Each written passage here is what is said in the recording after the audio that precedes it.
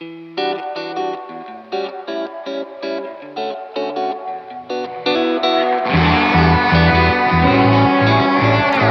friends. Welcome to Bar of the Conference. I'm your host, Derek Scott III. I have been looking forward to sharing this episode. Stephen Rankin is a lifelong United Methodist and elder in the Great Plains Annual Conference. He has spent most of his ministry among college students and in higher education, and he's now retired, but also serving a local congregation. I have so much respect for Steve. But as you'll hear, there are some very specific reasons why I wanted to have him on the show. Many would categorize Steve as a traditionalist due to his theological commitments. And the truth is, I just don't think you can curate a conversation about the future of the United Methodist Church and not include folks like Steve. I was grateful for his willingness to join me, and friends, there is so much wisdom and clarity in this interview. I'm honestly more hopeful for our future because of it. So let's not waste any more time. Grab that notebook and that choice beverage, and let's listen to this interview with Steve Rankin.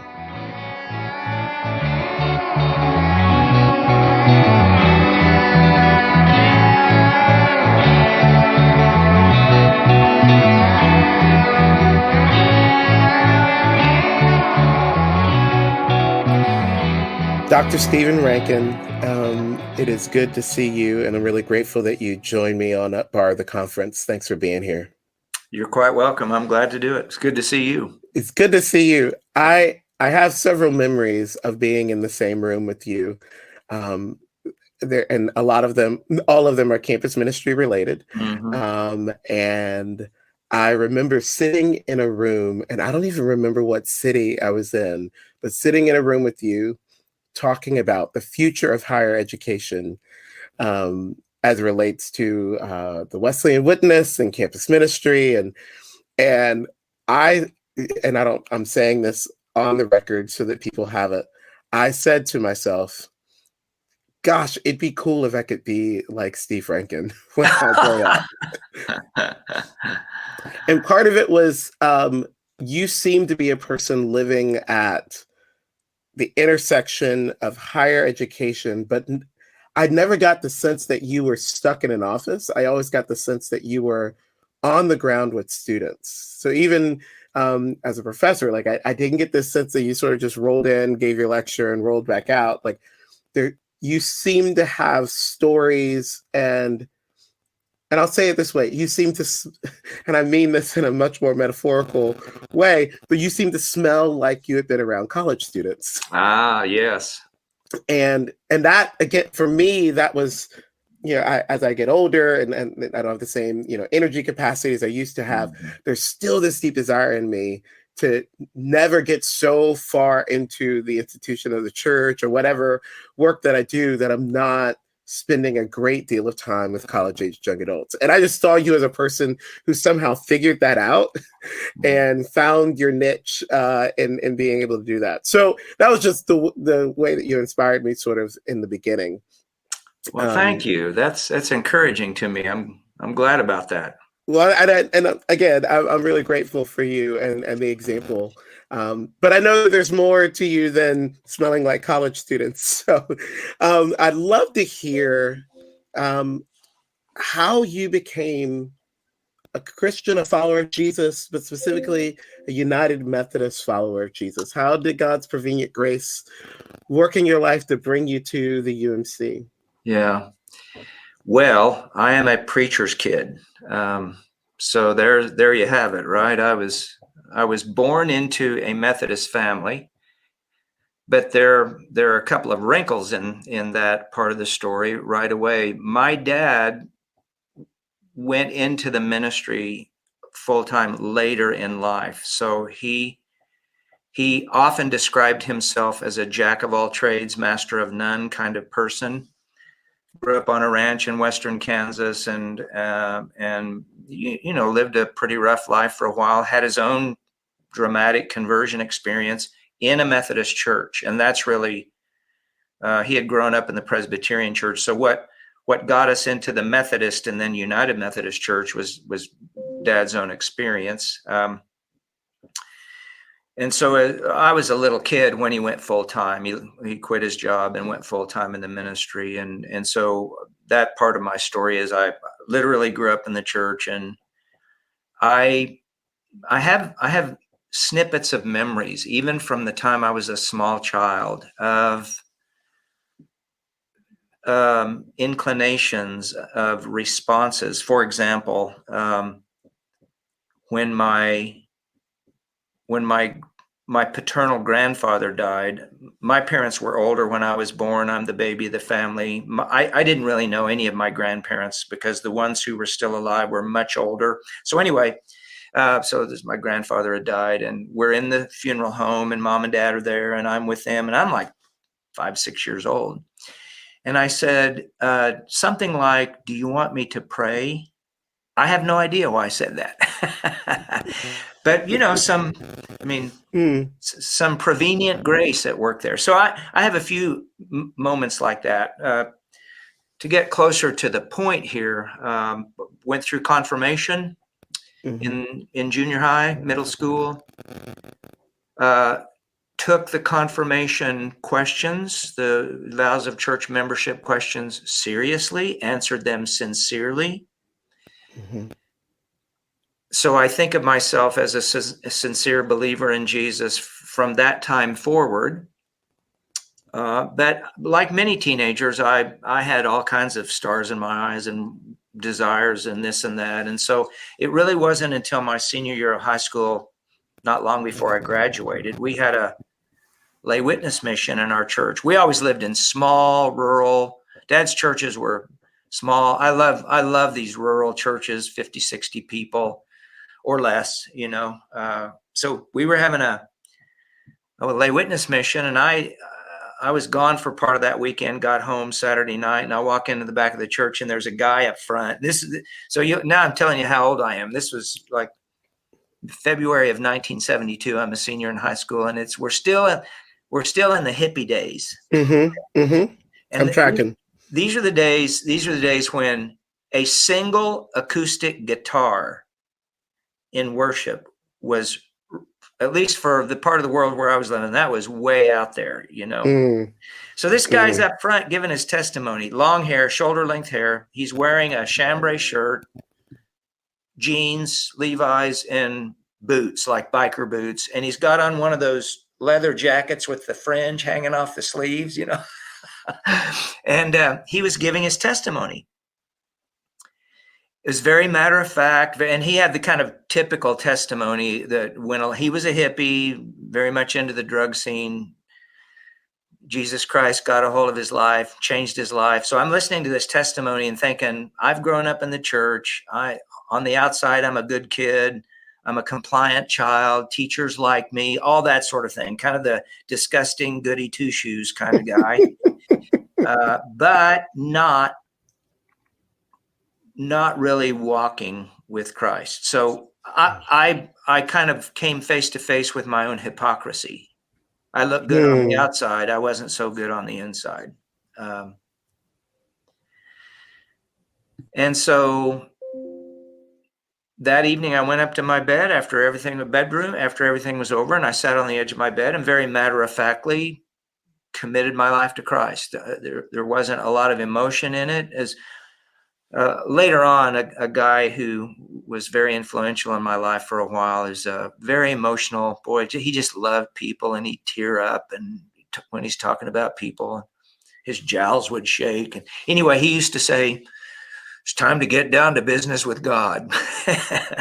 And that kind of was, I didn't know at the time when this happened, that was later on when I met him, that statement now helps me make sense of that moment for me, that I was ready to get down to business with God. And something clicked in me. After that, I was really committed to walking faithfully and growing and learning. And as we all do, I continue to have issues. I went to college, and college is college, right? So yeah.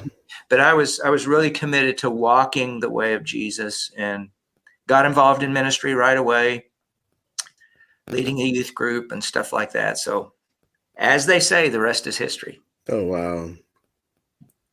Love that. So the rest is history. But I guess for me, that some of that history comes in with your ministry to college students. So tell me a little bit more about how you found your call to ministry, and I mean, in general, call to ministry. But I'd love to get that bridge to how you landed in the academy as an elder. Yeah.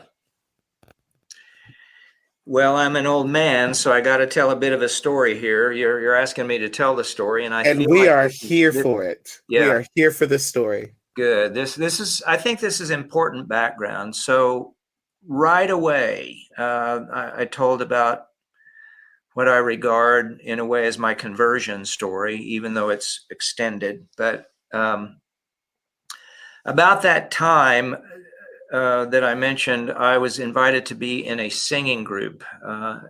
And we traveled around to churches in the area. We'd sing, share our testimonies. And right away, the leader of the group, Betty Jo Banks of blessed memory, asked two or three of us to give brief messages. So not just a testimony, but like a 2 or 3 minute devotional. And right away, people started saying to me, you ought to be a preacher. Well, I didn't really want to be a preacher. I loved my dad. I respected him. But to be honest, and this is it's humorously ironic. I didn't have a very high impression. I used to think, okay, Methodist ministers are shy, bookwormy types who couldn't get a real job, so they went into the ministry. Sometimes that checks out. Keep going, Steve. Yeah. So I love my dad. He was just a guy, He grew up on a ranch, old cowboy. We lived in farm areas, and he related well to the farmers and ranchers. And so, that's kind of my environment. I was never a macho man by any stretch, but I was just a guy too, and I didn't want to get trapped in that kind of stereotypical thing. So I wanted to be a coach. And we had, moving around, Methodist preacher's kid. I was not a great athlete, but sports was the way I sort of got in. Small town, get in. I was good enough that I could contribute and get to know people. So by the time school started, if I'm the new kid that summer, by the time school started, then I know some kids, and it doesn't feel so weird to be the new kid. Because we're talking about, I graduated in a high school class of 24. Okay. So it's very, very small. All right. So I didn't want to be a minister. I wanted to be a coach. I went to college and majored in things that would prepare me for coaching, but I was always bookish. So this is the funny thing. I was the bookwormy type. I wasn't shy so much, but I loved reading. So, and like I said, I got involved in youth ministry right away on a volunteer basis, and then kind of in a part-time staff position all the way through college. And a United Methodist district superintendent would ask me to preach in these little churches during the summer when pastors were on vacation. And then, I was getting a lot of encouragement. I graduated from college. I did coach. I taught public school for a couple of years. I did coach. And this is why I'm telling this much of the story. As a coach, as much as I love sports, I learned two things in that experience. The first is I don't really have that killer competitive drive that the successful coaches really have. I use the word killer there very advisedly, but very, very competitive. And I just wasn't that competitive, even though I'm pretty competitive, but not that much. And the other thing I realized is that I was more interested in my athletes as people. So their personal development was more important to me, really, than at the end of the day, than winning. Through a couple of other nudges about that time, I resigned from teaching, and by then I was married. We'd been married a year. we went away to seminary to start responding to the call. So at the same time, I'm going through the candidacy process and all that. But I was a very hesitant respondent to this call because I still thought, ministry on the ground. I just know the life of a pastor, you sort of get trapped in a way in certain duties and responsibilities, and it does make one sometimes distant from real people, real life. Yeah. Okay, so Yeah. anyway, time passes. I graduate from seminary. We spent 3 years in Italy. That was a fantastic experience, learning experience. Oh my. In the What middle of seminary, what city? just outside Rome. Okay. An expatriate congregation, not United Methodist, but kind of in the Wesleyan tradition, and a lot of Methodists in the church. So that was fascinating. It was a great theological education. Came back, finished seminary. I remember standing on the campus where I went to seminary, holding my diploma in my hand. It says Master of Divinity, and I said to myself, I don't feel like a master of anything. And that led to graduate school, and eventually a PhD. And so during that time, during the grad school, I'm full-time grad student living in the Chicago area, and I'm almost full-time on staff. And so for me, this was like the perfect combination. I love the academy. I love books. I am very bookish. I like reading what the scholars are writing. I didn't want to get trapped in the ivory tower. And so always, all through seminary, through graduate school, I'm either pastoring or on the staff of a church. And that kept me grounded in a certain way, so that when I finished grad school and we're back in Kansas, I went back to pastoring.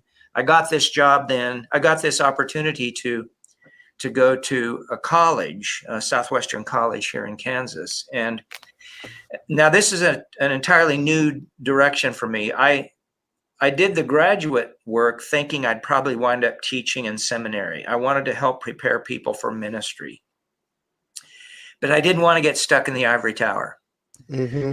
So one foot in the church, one foot in the academy. And so now I'm back in Kansas. And anyway, this opportunity came to go to work at the college as a religious studies professor and campus minister. So as sometimes happens in college, two positions are made one, and it fit me perfectly. Now I was also, it was a little crazy, and I didn't necessarily do a great job at everything because I had 2 jobs instead of 1, but it fit me perfectly. But I didn't know about college kids. I hadn't thought about college ministry and all that. So, and now I'm getting, this is maybe is a good stopping place when I get this part told, that after I had been in college work for, it was like 4 or 5 years, still kind of wondering where my place was. We were in a chapel service, and the chapel had picked up, students were coming. It was a typical contemporary chapel service led by students. As I called us old folk, we would stand in the back. We met in a room that was a multi-purpose room with movable chairs. And so we're standing at the back because it's pretty close to standing room only now. And we're back there, and we're worshiping, and I'm watching these college kids worship. And it was just one of those moments I felt like God spoke to me and said, your job is to pour your life into these students. Yeah. And that settled it for me. I mean, that settled it. I never once doubted afterwards where my place in ministry is. And so even though I'm pastoring now, there's a community college here in town. And so getting involved. Yeah. So what you said earlier about the sense you had about me, about really wanting to stay on the ground with students, that's true. I have loved the one-on-one conversations with students where they're trying to sort out their vocation. And so that's how I heard my call to college ministry. I really wish this were a podcast about college ministry, because I've had that same moment, standing in the back of a room, and I imagine that for you, it's probably been reaffirmed, not just staying in the back of a standing room only space, but even just sitting across from a student over coffee, absolutely. and just that thing where Jesus says, "Your job." I love how you said that, because I heard the same thing. Yeah. Your job is to pour all that you have into these young people. Oh, Steve. Yeah. Yes. So can I just say this? So 2 days ago, I went to Wichita, Kansas. So one of my students from those days who heard a call to the ministry, she changed her major, became one of my students. So she's now a college professor at a school in Wichita, and asked me to come and talk to her students about a certain part of Wesleyan theology. So it was really cool that I am talking to the students of my student. That was pretty cool. And also, again, I've been around a while. It is the privilege of preaching in a congregation that is being led by one of your alumni. Yep, that's right. Yep. Oh, yep. We could do this all day, Steve. We could do this all day. One of the reasons that I invited you on this podcast was you penned an article a few weeks ago, a couple of months ago. I guess it's maybe even 3 or 4. Yeah. One of the groups within the United Methodist Church, it's called the Confessing Movement. I first heard about them in my 20s, when I was worshiping and working in a local congregation, and my pastor said, Derek, you should look into this group. They seem to have a vision for the future of the United Methodist Church, and I think that will resonate with our congregation.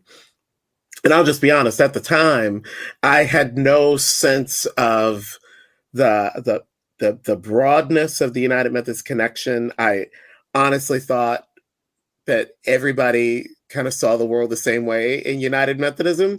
We just all used different songs in our congregations. I had not connected the dots of, and even the kind of church that I was in was a very non-connectional congregation, if that makes sense. We didn't have a lot of interactions actually with the DS and with the cabinet or the conference in that sense. So that was my first encounter with them. Obviously, I learned a lot more over time, particularly in the last few years. But I really appreciated your article lifting them up, and it was celebrating the Confessing Movement as it was coming to a close. They had decided that they're part of renewing the United Methodist Church. It sort of ended, at least this is my understanding, so feel free to correct me, but their role in renewing the United Methodist Church had ended because of the work, I think specifically of the Wesley Covenant Association and the launch of the Global Methodist Church. And so I'd love to hear a little bit of your celebration of the Confessing Movement, if we could go there a little bit.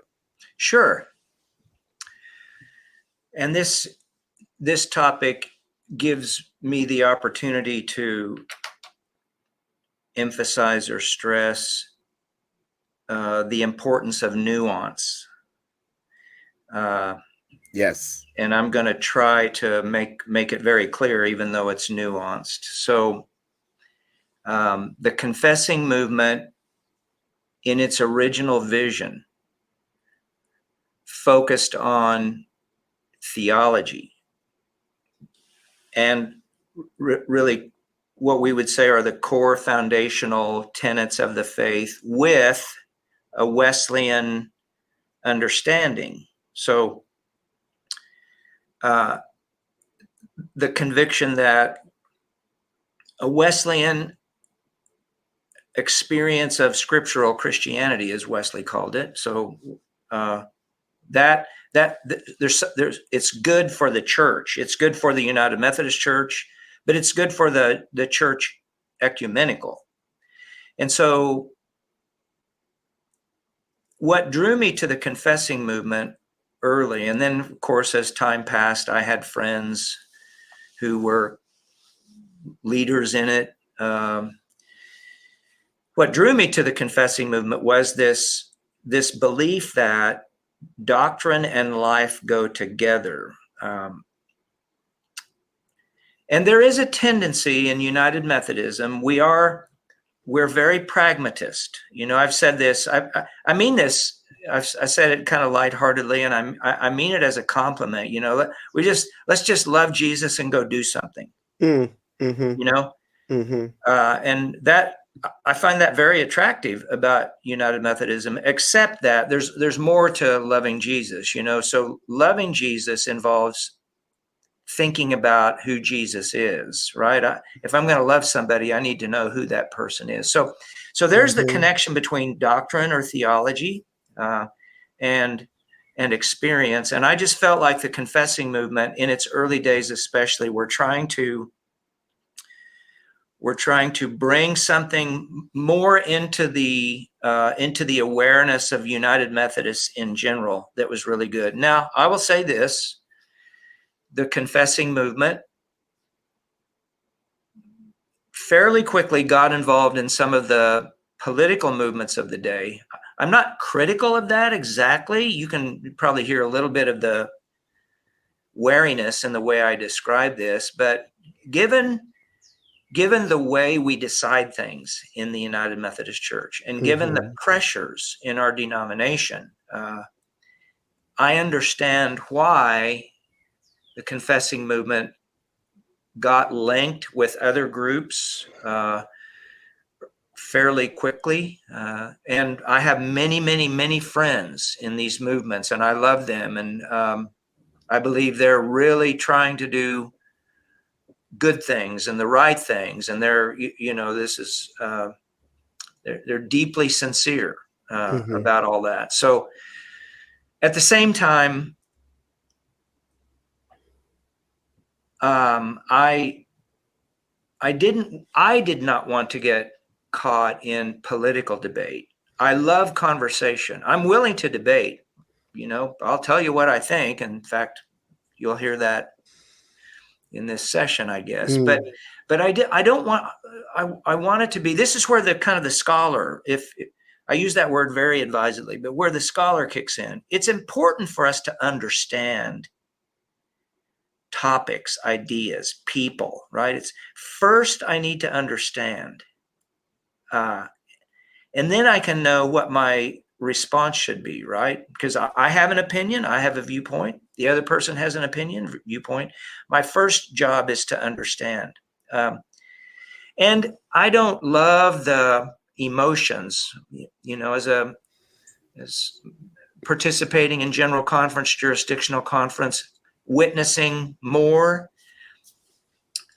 That feeling in the room when people are on the verge at each other's throats, that I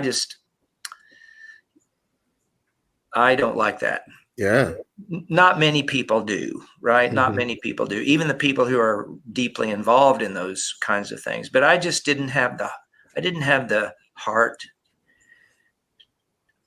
to be there myself. I would sit down over coffee during a break and have a conversation with someone. Or I've been asked on occasion to come and talk to a group, and obviously the group had a different viewpoint and they wanted somebody like me to come and talk to them, right? So I've done that plenty as well. I've been in controversy in that sense, but I don't want to be in controversy when there's always a vote involved, because whatever we're talking about, what people are really thinking about is how do we swing enough votes one way or the other. And that's where I just didn't feel like that was my vocation, my calling. So, and I think those are still live issues. And I think one of the reasons we're having trouble as a denomination is because we really haven't done a good enough job of talking through the theology things. We have talking points, but we don't really have extended conversations without the implication of it leading to some sort of vote. Right. Right. Yeah. I appreciate that, and I appreciate that we did move away from the confessing movement, and we started talking about this wider. I appreciate it because in some respects, what I'm trying to do with this podcast, for better for worse, is cultivate a conversation Mm-hmm. where those who feel called to stay in the United Methodist Church begin to listen to each other better, hear each other's stories, and how our stories and our development are leading us to hear Jesus in some specific ways. I want us to learn how to listen to that better. Mm-hmm. I'd love to unpack a little bit of a conversation we had before I pushed record around labels. And so someone sees an article celebrating the confessing movement. Mm-hmm. And across the spectrum, they would probably then label you a traditionalist.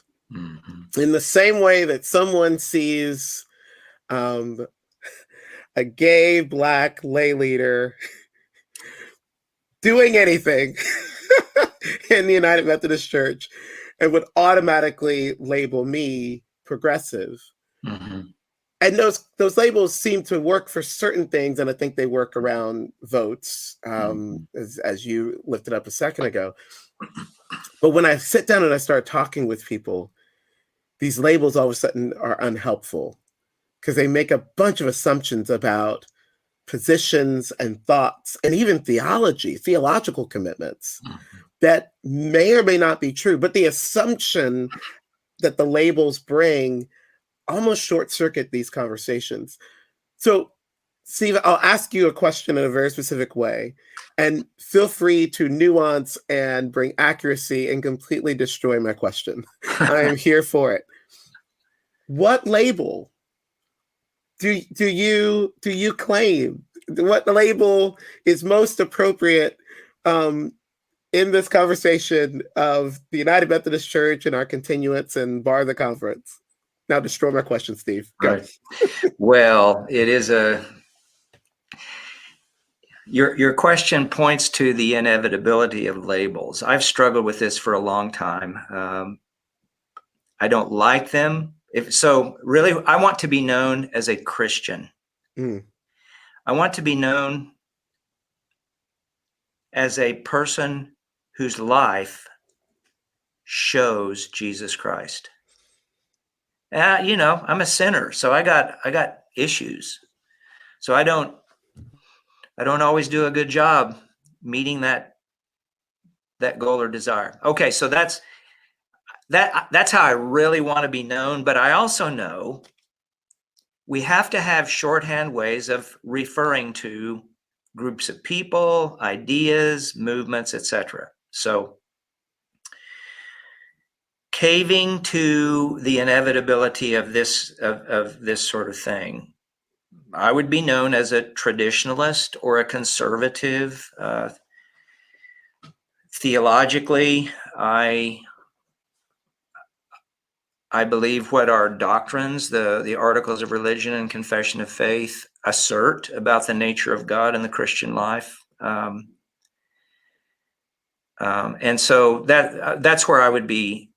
That's where I would be pegged. And so at the end of the day, I'm okay with those terms, even though I'm very aware that they do create a certain kind of impression with people who are willing to settle for the first impression based on a word. And that I find this problem kind of across the spectrum. I mean, there's a sort of dehumanizing effect of it, so that you become a category, not a person. Oh, I wow. strongly resist that tendency. So to use these labels, when my conservative friends say things, I will sometimes try to admonish them a little bit about that. So to me, it's not, my tribe, we're really good at this, and your tribe is really bad at it. That's we can look at this and see the difficulties across the spectrum. But those are the labels that are going to be put on me, and I will live with them. And I'm just praying all the time that they don't squelch conversation, because now I know everything about who you are and what you think, right? No, you don't. Yeah. Wow. I mean, honestly, this is the basic. If I want to be treated a certain way, then I need to treat people the way I want to be treated, right? Yeah. Yeah. I appreciate this. I mean, there's on so many levels, Steve. Just but I'm curious in many respects, and I've found that sometimes the diversity of theological viewpoints, for some, not all, maybe it's only two, the two people I'm talking to, but the diversity of viewpoints feels more personal than like a personal thing than it is a theological discussion or a discussion about policy. It feels like, to say, I don't know if I completely agree with this particular conviction. It's almost like my friends feel like I'm talking about them and not about.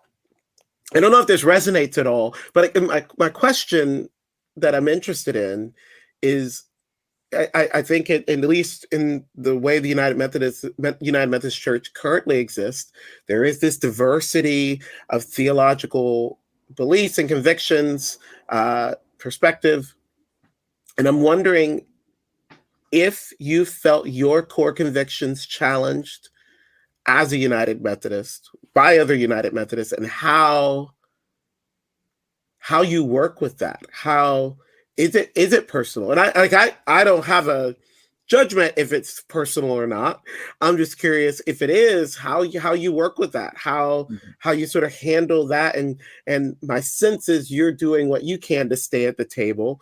And the academy creates a different kind of environment for these discussions as well. So I am asking a question about core convictions, but specifically how you live in a space that is almost by rule pushing against some of those convictions. Does my question make sense? I think so. And as usual, I've got more thoughts than I can share. Yeah. But you're right. Being theologically orthodox, evangelical, Wesleyan, as Billy Abraham would say, a thoroughgoing theist, for example. So all those things, yeah. Many times across the decades now, I've felt this pressure, and sometimes it's subtle. So let me back up and kind of think about two or three things. For example, we could talk about in-group and out-group, right? We can talk about that. And almost all of us have had the experience of knowing I'm part of the out group, right? I'm in this group and we're talking and everybody assumes we all agree, and I don't know exactly how to say what I'm thinking and all that. We've all had that experience. Okay. The in-group and out-group phenomenon is inevitable, but for Christians, when I'm with my people, I need to be aware that there may be people in the group not going along with this, but they're also not speaking up, right? So there's got to be this awareness of that fact, right? Of that possibility, at least. And so that's one thing. Another thing I'd want to say about this is that part of our issue is that we not only just feel it personally, it's a little bit like an existential threat. The opposing viewpoint is like an existential threat to me. I must resist it. Yeah. And some of this, of course, has leaked in from the wider political culture of our country now. That's, I think, virtually everyone agrees with that. But again, as Christians, if we really, this is where if I really believe in the power of God, if I really believe in the work of the Holy Spirit, then I can recognize that fear I may feel, but it does not have to control my response. So here's something I learned in seminary. I because of my viewpoints, I was a minority viewpoint in the seminary that I attended, and I often found myself sitting in classes, hearing these kind of offhanded remarks that we make about groups. I could tell that the people they're talking about now, when they use the word fundamentalist, that includes me. But I'm not really a fundamentalist. But I'm certainly a lot closer to them than the way this person or this group is talking about it. So I was aware of that. And so then it's, okay, what battles do I fight? What am I willing to speak up about? And so I would choose my battles carefully. But anyway, so I'm in my room, seminary days, and I'm praying, I'm complaining to God. Oh, it's terrible. I'm being picked on, I was having my own little pity party with God. And this is one of those moments I felt like God spoke to me and said, you don't need to worry about protecting my reputation.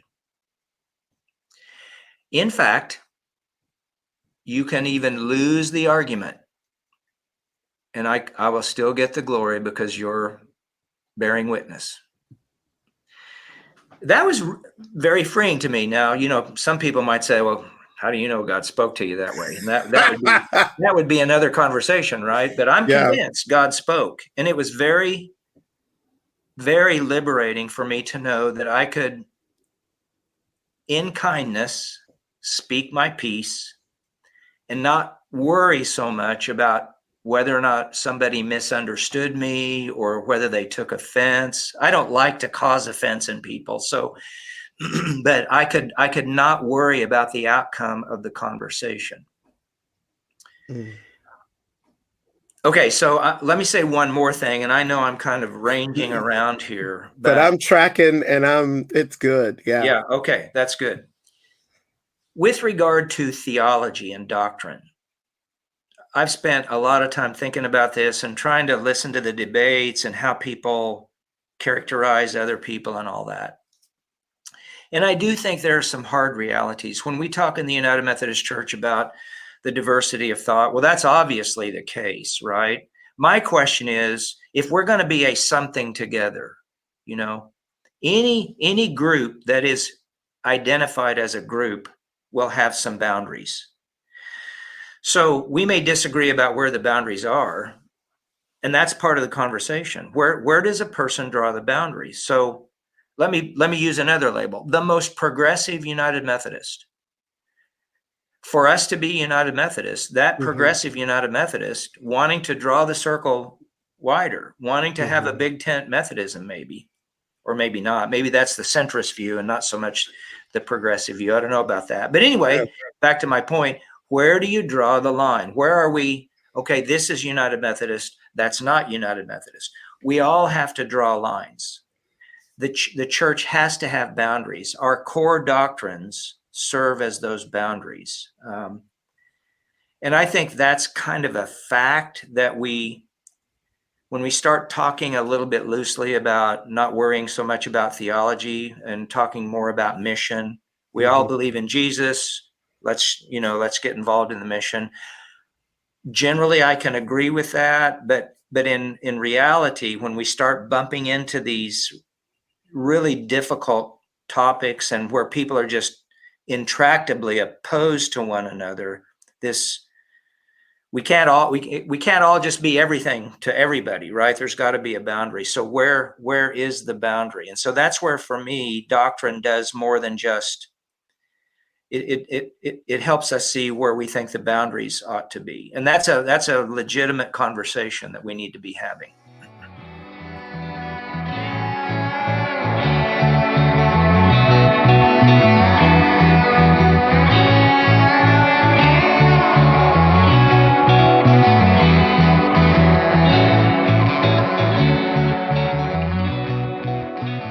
Steve, I am just deeply appreciating this conversation, and I'm going to move it along because we need to.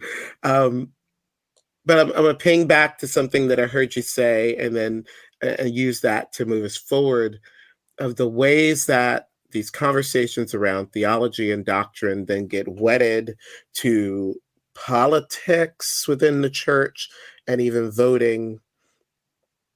And that definitely breaks down conversation, because now we're talking about who's going to win, who's going to lose, and how are we going to get a few more votes on our side.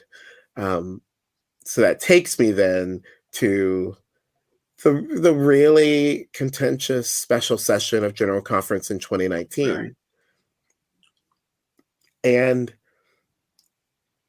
I'm constantly reflecting as someone who was on the floor and actually sitting in the very front. So watching bishops as they're watching what's happening, and just the ways that space, I think it's fair for me to say, how it just kind of devolved because of this. We got to win. And I think that's what I mourn the most. Mm-hmm. As you reflect on what happened in 2019 at the special session specifically, whether it's wearing the label of traditionalist or just thinking, being committed to a specific vision of who we should be as followers of Jesus, what are some of your thoughts of what happened there, and what has happened in the United Methodist Church since then? Yeah, well, I attended that general conference as a participant on the prayer team. So I was there, and we had quite a few people on the prayer team, so we were able to spend fairly large portions of time sitting in the session observing. And, I had friends there, so I'd talk to them and that sort of thing. And it really was, this is such a lame way of saying it, but it was a deeply sad moment for us.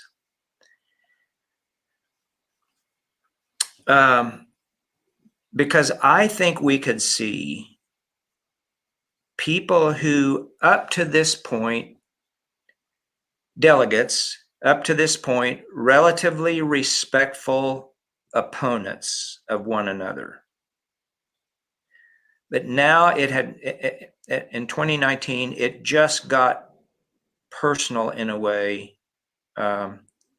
It was as if we could see trust breaking down. Yeah.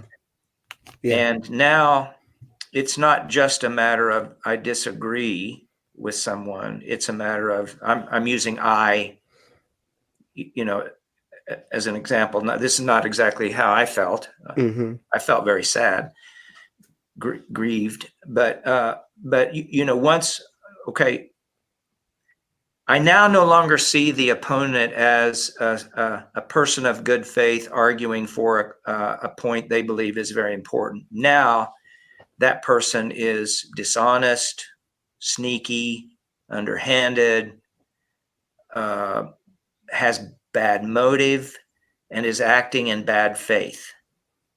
And again, it doesn't matter, centrist, progressive, traditionalist, whatever other label. When we get to that point, now the task becomes entirely different. Now, I mean, if I could have waved my wand in that moment, I would have said, okay, we're going to stop talking about sexuality and the other stuff. We have to figure out how we reconcile at the relational level. So when I think about the dissolution of the denomination, it's not just structural. It's not just the birth of a new denomination. It's much deeper than that. And at some point, we're going to have to go deeper. Let me take a little side trip. Go for it. Because I think it's relevant at this point. But while I was still down in Texas, not still working at SMU and participating in conversations and reading stuff, and I was really trying to figure out, okay, where am I going to land with all this? I've never been anything but United Methodist, but I could begin to see, and this goes back to 2016. I think for me, the 2016 General Conference was a little bit the handwriting on the wall. So 2019 was kind of inevitable, I think, based on 2016. So I've said this more than I should, I suppose, but I'll say it here too. I felt like I was watching my mother die a long, slow death. Yeah. And it was painful. Yeah. Okay, so what am I going to do? What am I going to do? So then in moving up to Kansas and eventually taking this appointment, I'd been thinking about, we're coming back to an area where we used to live. We have friends up here. We're reconnecting. And our friends we disagree. Steve Wilkie's a good friend of mine. We don't see eye to eye on this, but he and I have been really committed to remaining friends. Mm-hmm. We're committed to that. And so this is how I say it in a small town like where I live, So if we're going to split, then we have to do this in a way that helps people understand, and we work through the feelings, because we're going to have feelings, but let's stay together working through the feelings. And then if you go to this church and I stay in this church, or I go to that church and you stay in this church, we've done it cleanly enough that when we bump into each other at Walmart, we don't pick different aisles to walk down, right? We can see each other, say hi to each other, and it won't feel so awkward. Especially in smaller areas where people do bump into each other all the time. That's really important, because we do live in the same town. This may be some people might say, well, you're being a little bit like Pollyanna there, that's just not real. I don't know about that, but I'm committed to however the organizational matters work out, wherever people wind up connecting to a church. If these are people I know and I see them someplace and we've not agreed on this, I still want it to feel like just a normal encounter where a couple of friends, or at least acquaintances, are talking to each other, and it's not that big a deal. Now, there's a theological conviction there. As members of the body of Christ, I believe this is how we should act, right? Mm-hmm. And for me, the denominational association at that point is of secondary importance. I'd love to ask a follow-up then, particularly in the last little bit that you offered, that regardless if someone stays or goes, that you can still see them in the grocery store, and I think what I heard you say was, and it's not a big deal. What do you think of the folks that this is a big deal, whether it's these core convictions are so personal that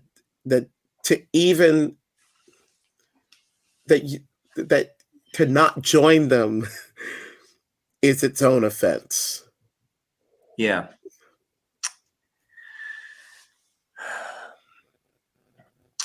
Well, at a very basic level, I think human beings are created in such a way that we are drawn to what we take to be of ultimate value. So if I really care about something, it's going to grab my heart, and it's going to set me up to respond to people in a certain way. And if they don't feel the way I do, that's going to create some issues for me. So I think at one level, what we're witnessing, we should know probably would happen. Then to me, the question becomes, do we know what we're talking about? If we think we really can't stand each other so much that we can't be together anymore, are we sure we know what we're talking about? On the issue of sexuality and any other thing, right? Are we sure we know what we're talking about? And I would say many, many, many times, I don't think we really know what we're talking about. And so I'm always inclined to want to back up a step, right? And say, well, let's figure out if we're really talking about the same thing. And then if we are, can we figure out how to have the kind of conversation that leads to understanding, even if it doesn't persuade anybody to change their minds?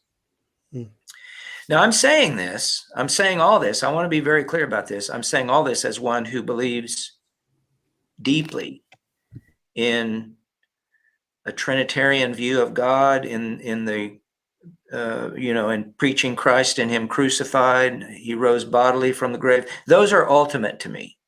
But here's what I'm trying to get at. Because of what I'm committed to, at some point I'm going to have to say, well, whatever that is, that ain't Christian. But here's the point. I don't have to be mad at that person, because I'm now realizing, okay, you and I are really not in the same group. We can still be friends. We can still talk about the issues. Relationally, everything can be the same. Now we just have some clarity. Mm-hmm. But there again, that's the boundary issue. At some point, all of us are going to come to the conclusion that whatever that is, it's not me, and so, like I've said this numerous times, as again, using the label as a traditionalist. If a person believes that,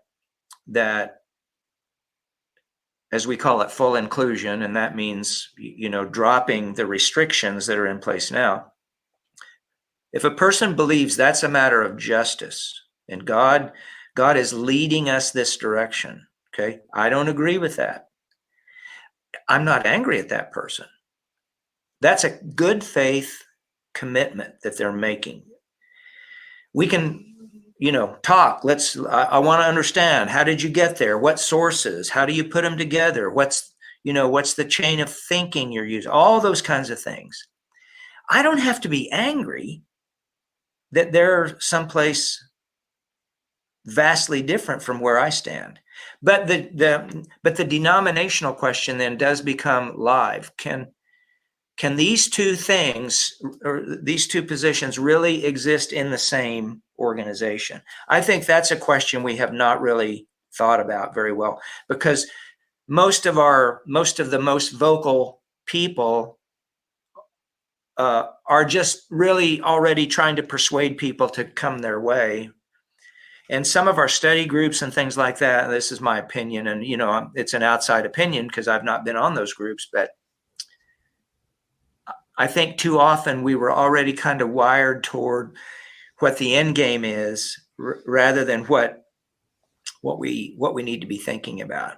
I think the commission on the way forward, I think in many ways it was really committed to the sort of understanding that I'm talking about, but I think eventually it slipped away from that vision. And so members of the commission became more and more isolated from one another, even though individuals bear witness to, okay, we don't agree on this, but we've become good friends. You get those kind of individual stories, but again, collectively, sort of the cumulative impact is, I think even the commission at the end sort of fell apart. Yeah.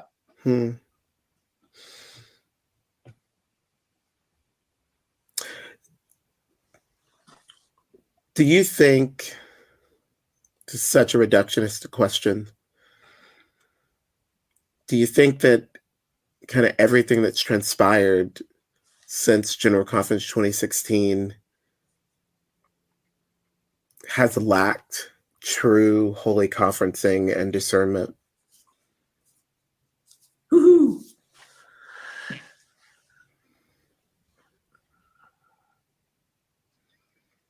I think on balance, I would have to say yes. Mm-hmm.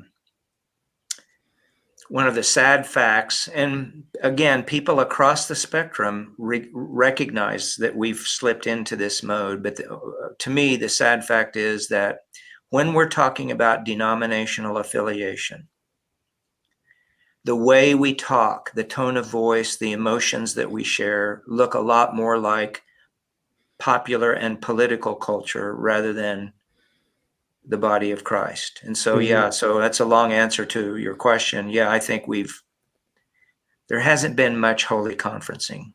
Hmm. Small groups, individuals, a lot of people are trying, but at a higher stakes level, which the denomination is, that's, we're talking power, we're Mm-hmm. talking money, we're talking property. When the stakes are high, I think it's tougher there, and I don't think we've done a very good job. I don't have any particular individual in mind, in making this criticism, because people in those positions, the ones leading, whether they're leading to the new denomination or whether they're leading to support the existing denomination, they bear a lot of responsibility. I think what I'm trying to say is I feel sympathetic. I have some grasp of the sense of responsibility they feel to protect something sacred. So I can't say that I blame them, but I still have to make the judgment that we really have not done a very good job at holy conferencing. I wish we both had an extra hour. I mean, I asked the question, have we even really conferenced around these issues? And I asked that, I asked that question because I agree with you. I don't think we have, and I say that as an out gay male. Some of it's hard because sometimes I come sit at the table and my presence as not being apologetic, both about my sexuality, but even more so about my faith, that I've somehow found a way that these two things are not opposed to each other. Right. But because I can do that, that is its own, again, it's this weird thing. It is its own offense before I even start unpacking how I got there. And so it's a question of how do we do that? And this is just more personal. How do I engage the conversation when a person's already closed to me? Closed, right? ED closed. Yeah. Wow, Derek, this may be somewhat a function of my age, but if a person is already closed, we could talk. The psychologists, especially in the field of education, have long talked about foreclosure, right? If a person is already predisposed not to hear you or to filter everything you say in such a way as to reinforce what they already believe, I wonder if I think the only value in talking to a person like that is in that sense, to deliver your own soul, bear witness, state the truth, knowing that likely it won't have the kind of impact you want it to have. And then I find myself more and more, if I become convinced that, before words come out of my mouth, this other person already knows what I think and how I feel and what my motive is, I won't bother. There's just no reason to try. that can sound a little fatalistic, pessimistic, and maybe it is, but I think there's some value in silence sometimes. And, you don't have to take too much responsibility then. I don't know. No, those are hard. So last we talked, it's okay if this has changed, but last we talked, your intention was to remain United Methodist.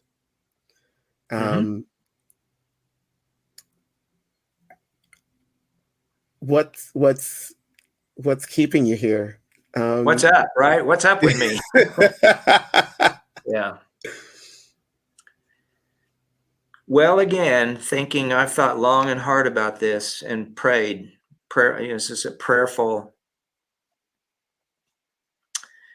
I've come to this conclusion prayerfully, somewhat hesitantly, I guess. I sometimes worry that there's some part of this picture I'm not seeing. And so if that part were to become clear, then everything would fall into place.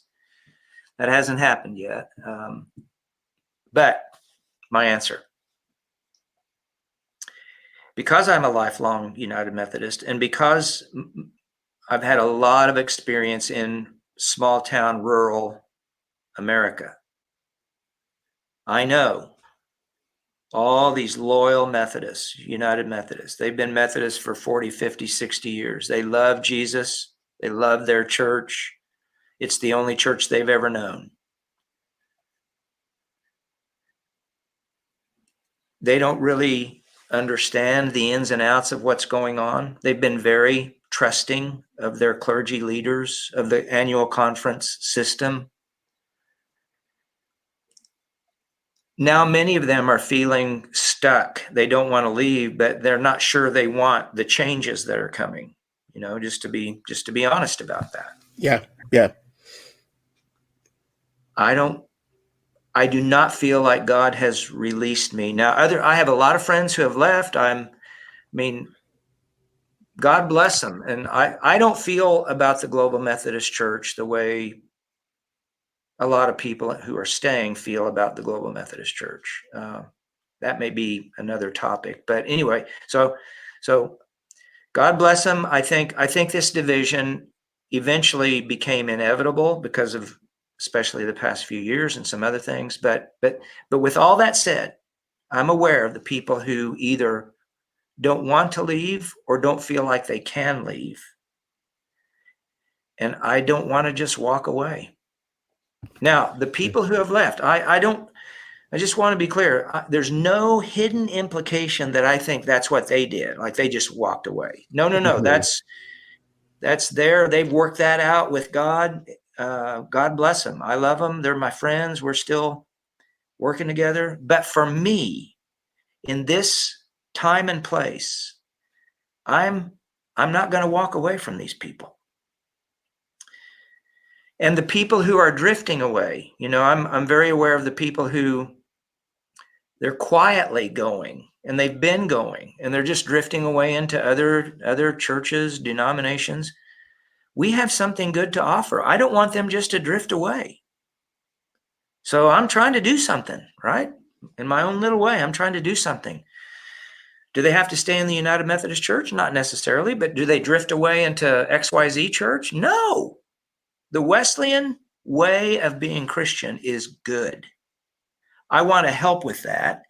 I want to help with these desires. And I think staying where I am positions me the best to do that. I've been a, preacher's kid. I would, and I'm old, right? So in that sense, the question doesn't press on me. If I were 40, 45 and trying to figure out my future, that's a tough question. But for me, it's not as hard a question. And so I can stay. Now, at some point, I'm going to have to, I have to do this now, but at some point on the key questions, I would have to go with my conscience. I have to maintain integrity with regard to a moral understanding of certain topics. But until that day comes, I'm not planning on doing anything, right? I'm happy to be where I am. I love the people I'm working with. They're loyal United Methodists. We're trying to sort this out in a good way. Mm-hmm. And I think this is where God wants me. Long answer, sorry. It's a great answer and helpful. How do you think, let's say that we are moving towards an inclusive church, where we remove the prohibitions and restrictions. We have queer clergy, without apology to that. Those who want to are able to perform same gender unions and marriages and without penalty. How does someone I'll use the label for now just to get us to the question. Mm-hmm. How does someone with a traditional, historic, evangelical theology live in that kind of space? Yeah. Well, my answer is not entirely satisfying to me. So let me just say that up front. That's fair. This may sound a little bit heretical from a United Methodist book of discipline point of view, but another thing I've been thinking about is that the denomination, the name, the brand is a bit of an abstraction. So the United Methodist Church. What is the United Methodist Church? Well, that's a two-part answer. And both of these come from the Book of Discipline. So the annual conference is the basic unit of the church.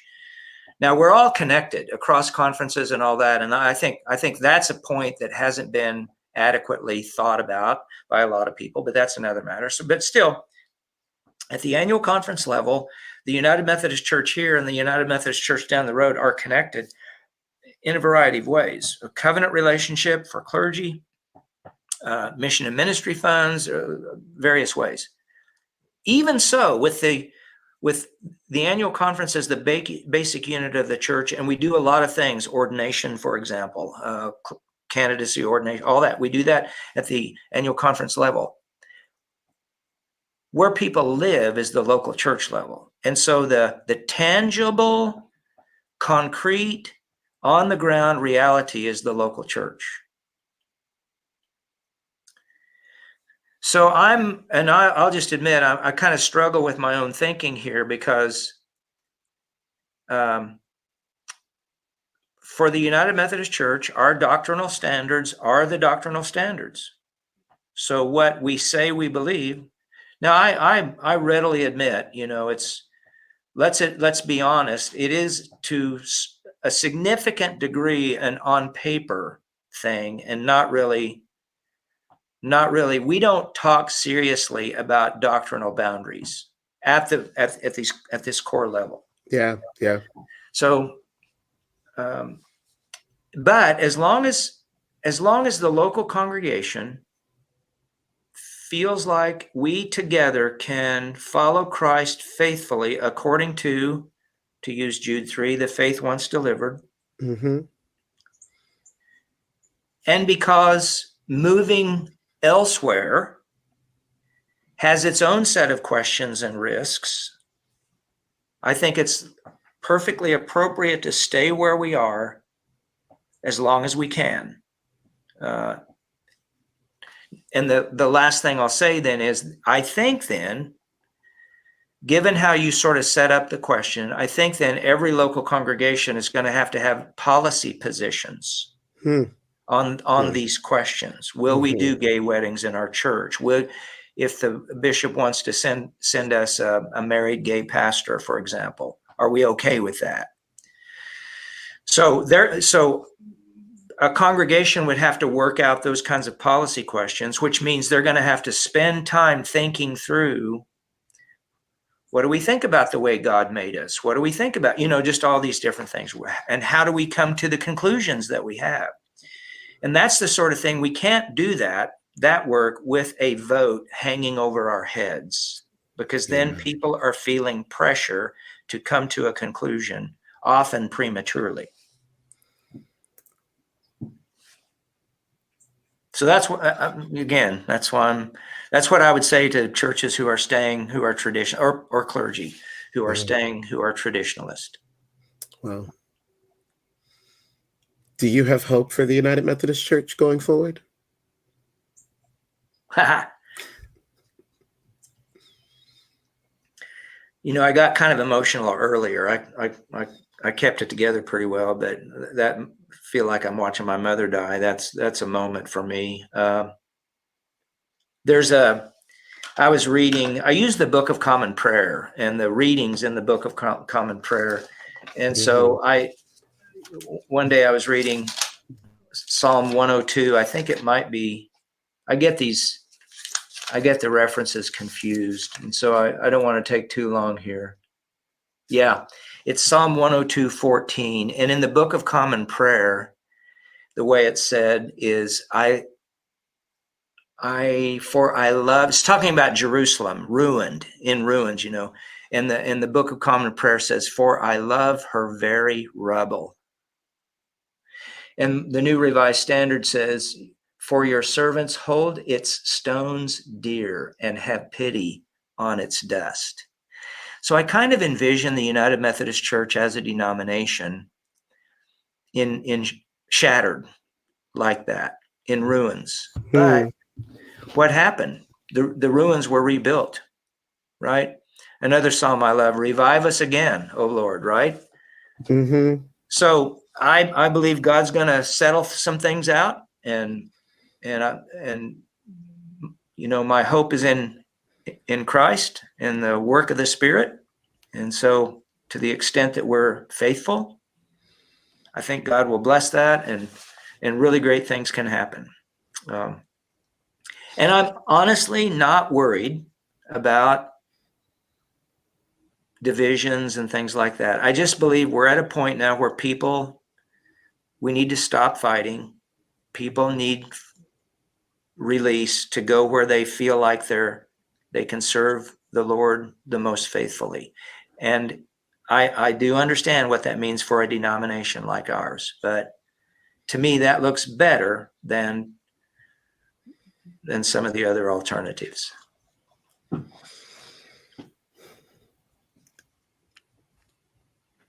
Steve, I've been speechless for the vast majority of this conversation. I want to thank you for joining me today. And I want to say, I am grateful that you're staying in the United Methodist Church, because I want to be denominationally connected to you. Well, thank you. Which has so much weight and then doesn't have as much weight. But I don't just want to be cousins, spiritual cousins. I want to be in.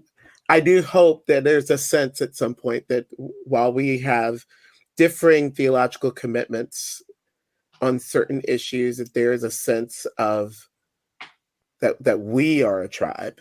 And I don't know how we get there one day, because that's definitely going to be something that only God could do. Right.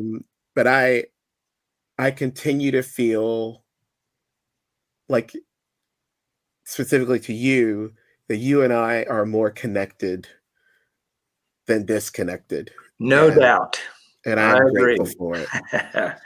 Steve, Amen. thanks so much. Thanks so much for today. You're welcome. Thank you for having me on. Yeah.